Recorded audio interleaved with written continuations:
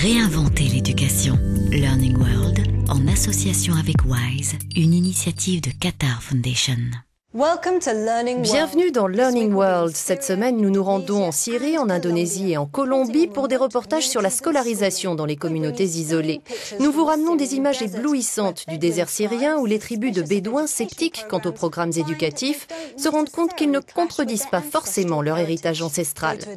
Puis cap sur un lointain archipel indonésien. Ici, les programmes éducatifs aident les communautés à se préparer au monde moderne. Commençons par la Colombie avec ce reportage sur les risques que sont prêts à prendre de jeunes écoliers pour accéder à l'éducation. À 1h30 de Bogota, les enfants de Los Pinos risquent leur vie pour aller à l'école. 2 fois par jour, ils empruntent une tyrolienne de 800 mètres de long. Leur école est située de l'autre côté du canyon du Rio Negro, la rivière Noire. J'installe ma fille ici et puis je l'assure avec ça pour la tenir. Si éventuellement elle saute ou elle panique, elle ne peut pas sortir d'ici. Elle ne peut pas parce qu'elle est tenue. Je la tiens aussi par ici.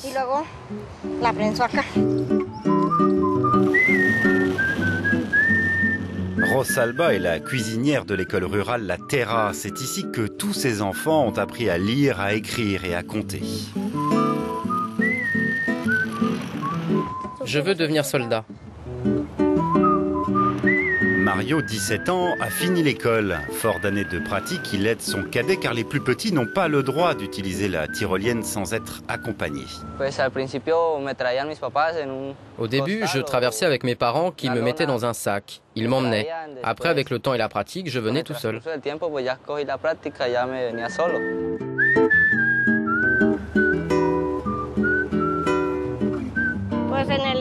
En hiver, on prend davantage de précautions. Il faut avoir un bon frein. Très souvent, on emploie des branches, de la chaume, afin de ralentir et d'éviter de finir écrasé contre les pneus de l'autre côté. J'ai peur de monter toute seule. Il y a 6 ans, le gouvernement colombien leur avait promis une télécabine qui n'est jamais arrivée. Les gens de la région se souviennent d'au moins 2 accidents de tyroliennes. Les victimes étaient adultes. Heureusement, nous n'avons pas perdu d'enfants, pas encore.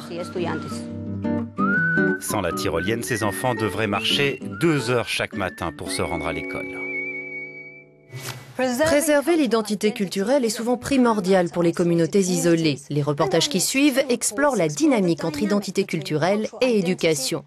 Nous partons pour un archipel isolé au large des côtes de l'île indonésienne de Sumatra. Avec leurs plages immaculées, leurs huttes de bambou et leurs somptueuses traditions, les îles Mentawai ont un air de paradis. Longtemps oubliées, elles sont aujourd'hui rattrapées par le tourisme et le monde moderne. Le docteur Tamas Ebian est iranien, voilà 40 ans qu'il vit en Indonésie. Il y a créé un organisme chargé d'apporter une éducation plus dynamique aux enfants des zones reculées. Parce que nous ne pouvons pas empêcher l'influence de la civilisation matérialiste ici, au moins nous pouvons les préparer à se défendre, de sorte qu'ils préservent leur culture et leurs valeurs. Ces 10 dernières années, 13 centres éducatifs ont vu le jour dans les îles. Ils sont ouverts à toutes les religions. Plus de 3000 enfants y sont passés. L'idée est de leur transmettre non seulement un savoir, mais aussi des valeurs morales et les codes de la société moderne en termes d'hygiène, d'habillement et de nutrition. Dans les écoles publiques, la répétition est reine et la discipline souvent dure. Dans les centres éducatifs, les enseignants incitent les élèves à participer pour stimuler leur intellect.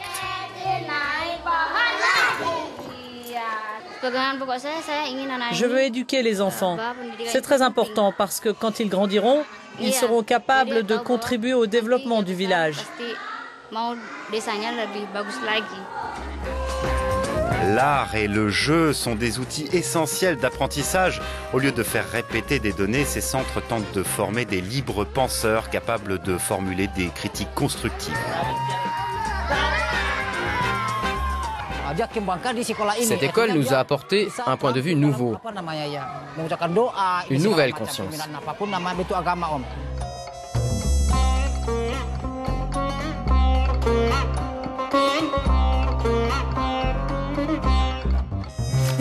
Modernité et développement constituent aussi un problème pour certaines tribus bédouines. Depuis le cœur du désert syrien, Learning World se fait l'écho des difficultés des Bédouins piégés entre tradition et modernité. Ici, on peut presque toucher l'histoire. Nous sommes à Palmyre, en Syrie, l'un des plus grands sites archéologiques du Proche-Orient. Des tribus nomades de Bédouins campent non loin de là. En l'école, ils voient une menace à la tradition. Pour les Bédouins, les chameaux sont un don de Dieu.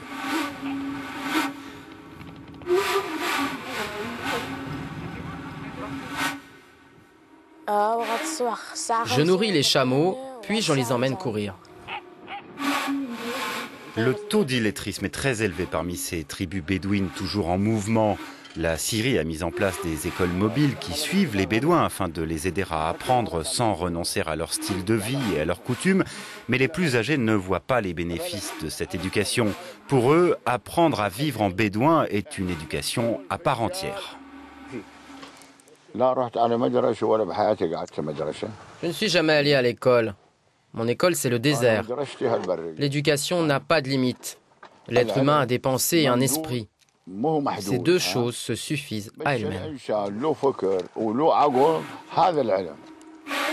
Le programme alimentaire mondial s'investit lui aussi pour tenter de dispenser un enseignement conventionnel aux communautés les plus isolées.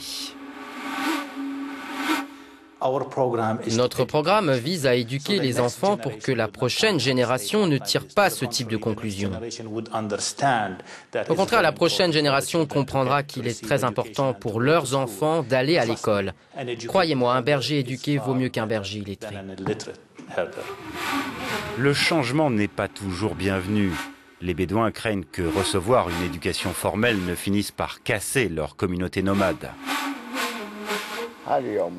C'est notre vie, c'est la vie des Bédouins. Les 3/4 des Bédouins de Syrie sont en train de quitter le désert pour les villes. C'est un fait. Mais ceux qui dispensent les programmes éducatifs rapportent que les enfants de ces communautés font preuve d'une grande soif d'apprendre. Bientôt, livres et crayons pourraient bien venir peupler les rêves des enfants de Bédouins aux côtés des chameaux et des dunes.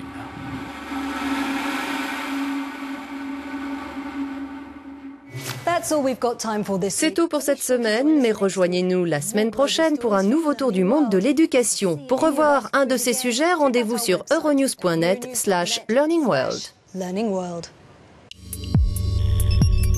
Learning World, en association avec WISE, une initiative de Qatar Foundation.